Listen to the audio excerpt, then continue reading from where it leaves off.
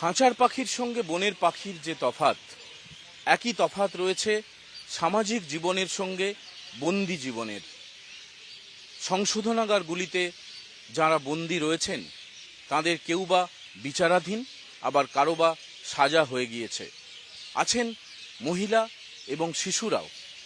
কারা দপ্তরের একটি সূত্র বলছে এ রাজ্যের জেলগুলিতে অর্থাৎ সংশোধনাগারগুলিতে ধারণ ক্ষমতার চেয়ে এই মুহূর্তে 7,000-এরও বেশি মানুষ বন্দী রয়েছেন।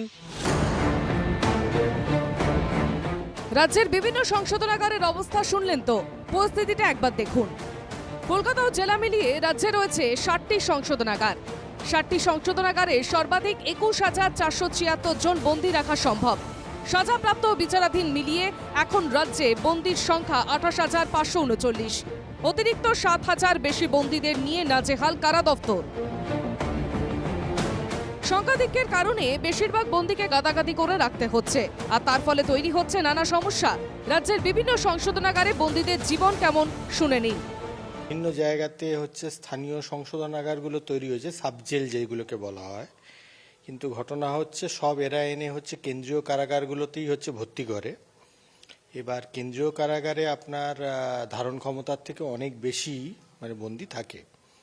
এটা আমি নিজে অন্তত ধরুন পশ্চিমবাংলার 7খানা জেলে ঘুরেছি, আমার ধারণা আছে আর কি। কারা আইন অনুযায়ী বন্দি জীবনে পাওয়ার কথা ন্যূনতম স্বাচ্ছন্দ্য, সঠিক সময় পাওয়ার কথা খাওয়া ও ঘুম ও শৌচালয়ের সুবিধা, থাকার কথা প্রয়োজনীয় পানীয় জল, কিন্তু কতটা রক্ষিত হচ্ছে সেই নিয়ম? বাস্তবে ধারণ ক্ষমতা 18,000-এর আশেপাশে। কারণ সমস্ত জেলগুলো ব্রিটিশ আমলের, প্রচুর ওয়ার্ড একদম মানুষের বাসযোগ্য, গরু ছাগলও থাকার মতো নয়, তাদের মধ্যেও ঢুকিয়ে দেওয়া হয়। কিন্তু সত্যি সত্যি সেগুলো যেগুলো কয়েদি থাকে এরকম ওয়ার্ড আপনার 18,000-এর বেশি ক্যাপাসিটি নেই। ব্রিটিশ আমলে তৈরি হওয়া জেলখানা এখন নাম বদলে সংশোধনাগার। ধারণ ক্ষমতা তুলনায় অনেক বেশি। বন্দি থাকায় কারাগারগুলিতে যে সমস্যা তা বিলক্ষণ জানেন সরকারি কর্তারা।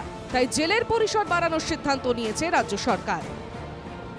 এবং আমাদের একটা নতুন জেল করা হয়েছে চাঁচলে, এবং আমরাও চেষ্টা করে যাচ্ছি যাতে বন্দীদের কোনো অসুবিধা না হয়, সেদিকে আমাদের লক্ষ্য আছে।